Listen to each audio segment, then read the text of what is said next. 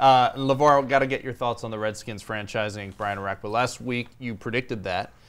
So if that wasn't actually a bold prediction segment for us, but you would have nailed it. Tell us about your thoughts now that it's official. I think that they want to do a long-term deal. I think that the numbers that the Washington Redskins want to put in the deal are far apart from. That's obvious with Orakpo and his camp. You can't. The most compromising and difficult piece of all of this is you see what Brian Orakpo could be.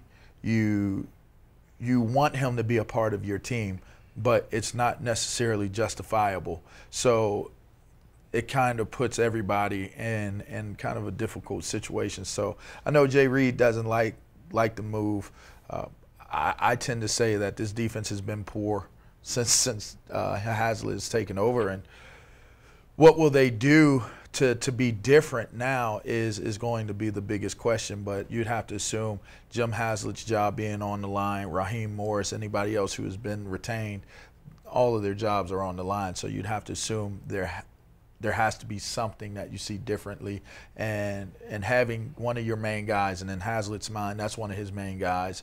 You got to have your horses in your own mind if you're going to dial up the type of defenses that are going to at least give you a chance to be successful. So I don't think it comes as a surprise that they franchise him. I thought it was interesting that they put the non-exclusive franchise tag on him, but I think it was a smart play. If you were going to franchise him, then franchise him that way, because now that can in essence give you more negotiating power going into getting a long-term deal done if no one jumps at it, which you have to assume giving up multiple first-round draft picks to get them is not feasible. That's way too high a cost. So it's just going to be one of those things where I think Orakpo wants to be a part of this team. They want him to be a part of the team, and they'll get a long-term deal done. I think it's interesting the way you put it too, because if if it was a few $1 million less, if it was $8 million or something, I think everyone would want him to be part of the Redskins defense. It was, even with fans, the question was how much of our salary cap space now do we want to give up for this guy? It's not like they didn't think that he could contribute to the team or be a part of the team.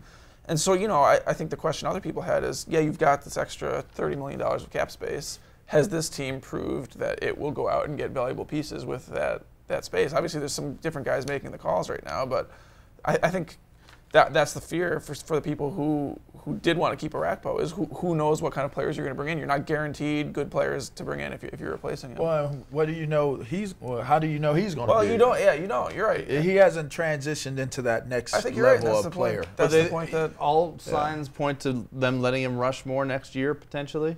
And I mean, didn't he rush a lot this year? He didn't rush as much as some of those blue chipper types. They've said that they want to let the linebackers loose more. My question, Adam, follow-up question is, does this sort of transition, or the franchise tag, does that make it more or less likely that he'll sign eventually, that they'll come to an agreement on a longer-term deal with Orakpo?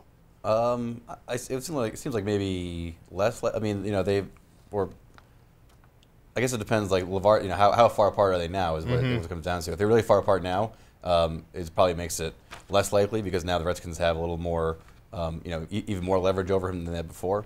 So it seems like it wouldn't help get a long-term deal if they were close anyway. And this is something they just did almost more procedurally to kind of keep the ball moving, I guess. Then I guess would make it more likely. So I guess it all depends on sort of how close or not close they are now. But it does seem like too. I mean, if you let this guy go, who are you going to replace him with? You're probably going to have to pay more money for a player who might not be as good. You could get Rob Jackson is a serviceable guy. When he came in and filled in for Orakpo, he was probably a bigger playmaker at the position than what Orakpo was previously. For those few games in 2012, right? He was pretty good. The thing about it is, this team has so many needs. Let's take one more minute on Orakpo. I think it goes back to what Dan just stated. It goes back to the fact that there are so many needs on this team, that are you going to eat up cap space on this one player that you're not for sure he can be that next level guy or that much of a difference maker? A lot of people make the statement that Orakpo, you see his highlights and you think that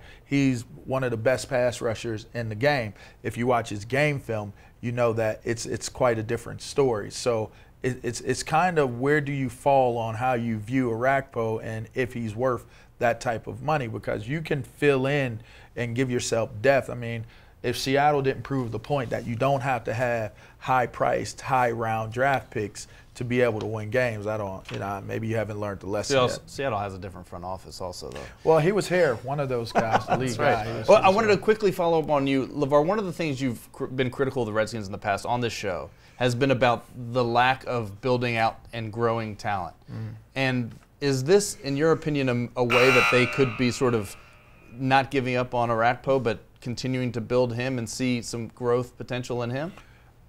I mean, they haven't developed him, so I don't know why you would assume that you're going to do something differently. Okay. I think that's something that we have to wait and see how they come out and how they play. But historically speaking, Dan, they have not developed guys. Yeah, we were just talking. I think in the last 30 years, there's something like 3 first-round picks who have signed a second contract with the Redskins. The thing about developing guys, though, is and LeVar is one of them. But it all sort of requires some kind of continuity in the front office. The people who drafted Brian Orakpo are not here anymore, so it's not like they have a vested interest in developing this player they drafted.